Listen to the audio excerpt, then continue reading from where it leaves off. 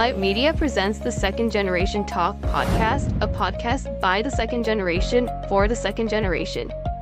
Welcome to the Second Generation Talk, a podcast by the second generation for the second generation. I'm your host, Shreya Parajuli, and our title sponsor is JDM Title LLC and Spring Hill Real Estate. Realtor Rob Mishra. Our media sponsor is Nepal Talks, Anantha, Nepal, North Carolina. Our mortgage partner is One Mortgage Inc., Devdas Rajbhak, and our insurance partner is State Farm Nirmal Atharya. And today we have with us Ms. Samikshya Acharya Kirkpatrick. I know you graduated from Virginia Tech with a bachelor's in industrial and systems engineering and then a master's from UVA. In systems engineering, working at Mantech. So welcome, Samikshya. Hi, nice to be here. Very excited to hear about your journey and everything. So let's just, before we even dive into the questions, is there anything I missed that you want to let your audience know about? Bachelor's in industrial and systems engineering, minor in industrial design. Okay. And then, master's in systems engineering. Okay. All right. So I guess let's just start from the very beginning about, a little bit about yourself, how you got into the major you did, what made you decide it. So I guess let's start from high school. Let's start from high school. Yeah. Okay, perfect. Yeah. So I think like a lot of Nepali kids, I thought I was going to be a doctor. Classic. Right? My parents really wanted me to be a doctor. Okay. So throughout high school, I was in the mindset of being a doctor. And then I took AP Chem, and I was like, oh, this is not for me. I think you and I had the same rationale to not go into it. Right. Yeah. So then I was like, okay, I should really switch and start thinking about what exactly I wanted to do. I loved physics. Okay. I loved math. Okay. And so in high school, I was selected to go to this women's in engineering camp at UT. So that really brought me into engineering. And then I did a similar camp at UVA, women's in engineering, those camps were to showcase engineering fields for women, for high school students. So I found those camps, I did them, really fell in love with engineering. So I was like, okay, I think engineering is where I want to go. Initially, I really wanted to do aerospace engineering. Okay. So I was visiting Houston, the Johnson Space Center, and seeing the rockets there was like, oh, I want to go into rocketry. Right. That's so cool. Right. I was good at physics. I wasn't great though. So it's hard to begin with, and the fact that you were good at it, already impressed. Right. So it's a little hard. Right. That's so fair. I think that's when I'm entering my freshman year of college, and I was like, oh, okay, I don't know if physics is fully something I can really be great at. So aerospace, also at that time, everyone was telling me aerospace was a dying field. Oh, okay. Yeah, and so I, again, had to switch gears.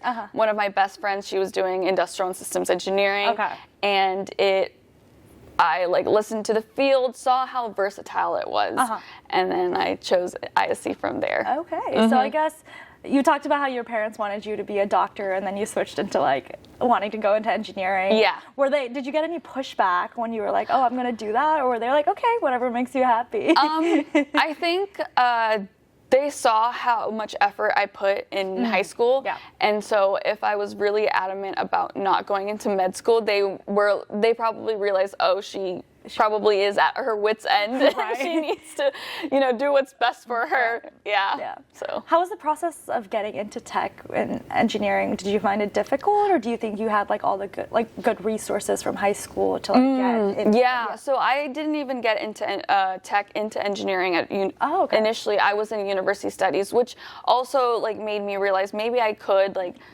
I was pretty set on engineering, but I was like, oh, maybe I can look into different majors. Right. So I did look into some of the other sciences. I eventually ended up coming right back to engineering, but I was waitlisted to the engineering program, and then I got into university studies. Okay. So I had to switch majors once I got into Virginia Tech. Do you feel like it was competitive switching into it, or did you feel like you had all the resources and stuff? Yeah, no, I think I had all the resources. I think you just have to maintain a certain GPA. Right. You have to take all the prereqs. It was pretty like once you're in tech, it was pretty easy to get in. Okay, Yeah. that's fair. I guess, okay, so like, I guess once you got in, what were some of your biggest like challenges, like hurdles that you had to overcome? Because I've heard engineering is so hard, so I guess what? Not just the academic challenges, just challenges in general. I guess, so there's just this one class called Probabilistic Operations Research, and that is a killer.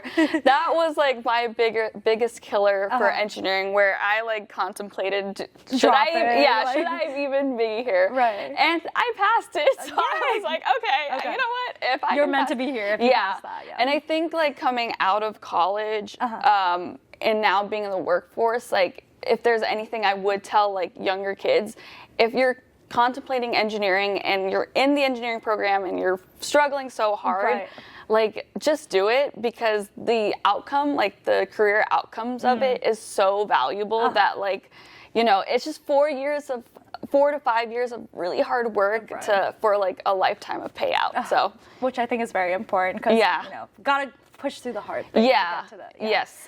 Do you feel like you had a good support system, like, you know, navigating these challenges and stuff like that, like from professors, from fellow students, your friends, or do you feel like you just grinded it out by yourself? I found friends that helped me have like a support system for sure. I think my parents helped where they could. They, you know, they're first generation, they don't know how to navigate college here. So I figured a lot of stuff out on my own. But which like, I feel like is a common thread for a lot of us second gen, because, you know, our parents came here with knowing nothing, you know, so. They didn't know how, and my friends, like they had a dad who had done a PhD in ISC. Oh, okay. So they had their support system, and then I just kind of leached off of that, which is fair. I mean, a support system is a support system.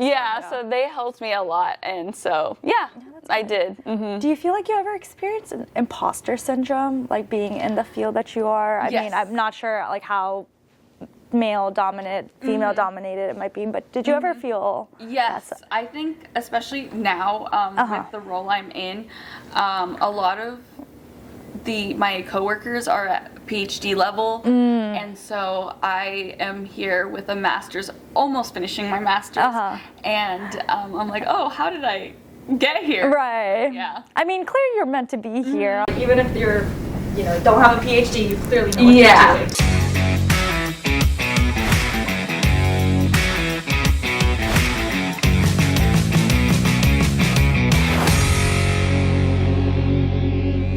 Alight Media presents the Second Generation Talk podcast, a podcast by the second generation for the second generation. My coworkers having PhDs and whatnot, but I do think I also bring something very valuable, because being the youngest one in my team, I'm just really good with the computers that they're not good at. They might have the PhD, but I definitely like bring a certain level of like technology skills that like they just don't have. So and you're meant to be there. At the end of the day, it's just like, I feel like everyone feels imposter syndrome one way or another, but clearly you're doing something right to be where you are. So I think that's that makes the biggest difference. Okay, so I like to ask this question because I think it's kind of fun. If you could redo college again, do you think, like, what is one thing you would change? Would you like do another major? Would you like completely redo your college experience? Maybe, and this is all hypothetical. Right. But maybe in another multiverse. Right. That's something. Yeah. Maybe one, I like, actually, like, in a more serious note, I would tell younger Sammy to like, or younger Samikshya to actually focus on her studies. Sometimes you're like too caught up in like the college, like having fun and everything. Like you're away from home from your parents. Yeah, you know, just buckle down and study, girl. Like that's probably one of the more serious ones, I would say. But maybe I would have explored journalism or dance, maybe. Like I would maybe do a major in dance or some arts or something like that, because just for, you know, you're never there ever again, so like make the most out of it. That's fair. It's like you're in college once, you know, like, with no responsibility, like live it to the fullest, but also buckle down and study. Study. You're there for a reason. You know, do your studies. All right, so I guess clearly you had a great college experience. So like, let's pivot to the real world now. I guess, how did you get into, you know, the field that you're in? How Yes. did you apply to careers and stuff like that? I think a lot of people watching are, Yes. you know, they're like, where do I start? Right. I guess, how did you Yes. start with that? Yeah. So I graduated in 2021, and so that was like kind of like COVID time. Yes. So finding jobs were really hard. Yep. So one of the biggest resources that college university provides are like these job fairs, Yes. and like talking to your like guidance counselors are super crucial for finding jobs. I found my first job, which was a cost analyst for the Navy, through an email that my guidance counselor sent. Wow. You know, so she sent an email and I applied, and so I got a job as a cost analyst. Except I majored in engineering. Right. That was not what I wanted to do. That's not my field. Right. So, but I was happy with what I got, and also they were looking for engineers at the time because it was for Nav Air. It was like, and they needed engineers to do like the financial analysis of like engineering parts and engineering. Okay. So Gotcha. that's why they were really recruiting industrial engineers. We also had the statistical background to project future cost predictions, and so another reason why they were hiring engineers, but I wasn't happy. I wasn't Right. happy. But being in the Navy was really awesome because there are so many departments in the Navy, Right. and so that's where I got introduced to the Human Systems Engineering Department, Okay. HSED.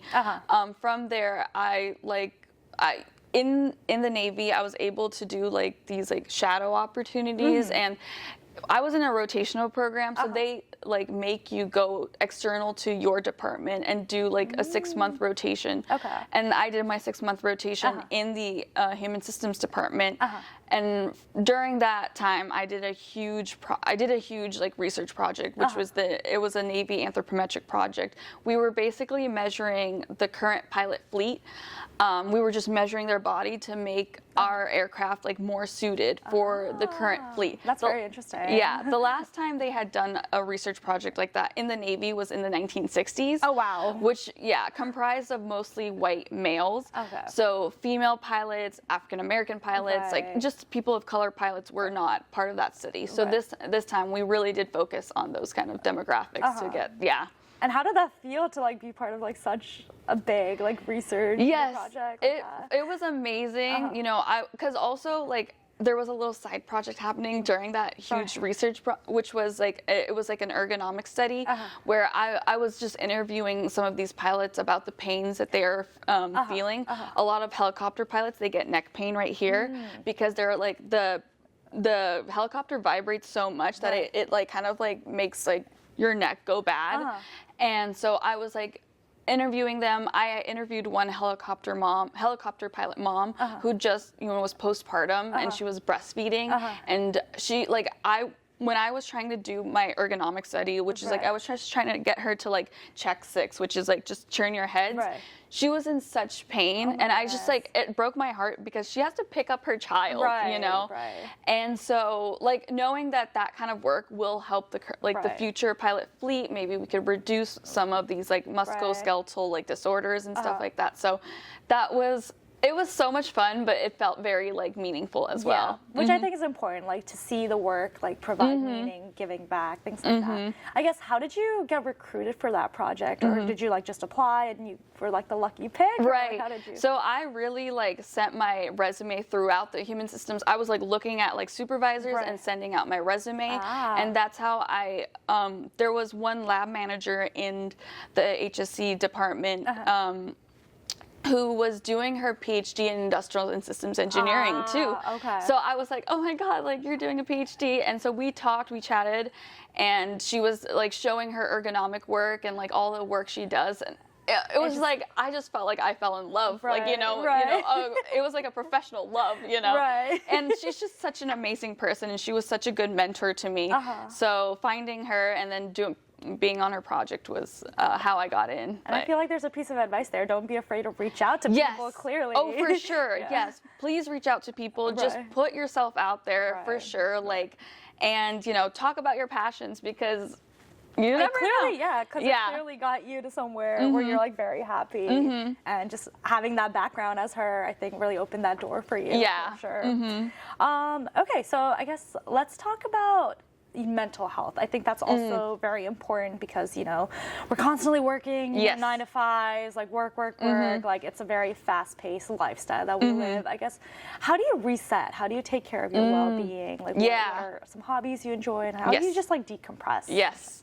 It's really funny because sometimes I don't know how to relax, but dancing. I like, in another life, I just love how I'm like, I would, maybe in another life I'd be a journalist, in another life I would be a dancer, a background dancer. Of course. So I danced a lot in high school, I danced a lot in college, and then so now I just go and I take dance classes by myself sometimes, with friends sometimes, but yeah, I love dancing, and that's how I decompress a lot. Which I think is important because, like, at the end of the day, you need something that's not just work, you know, like, you need to reset your mind. Something that brings you joy. Yes. I guess, what's your favorite dance style?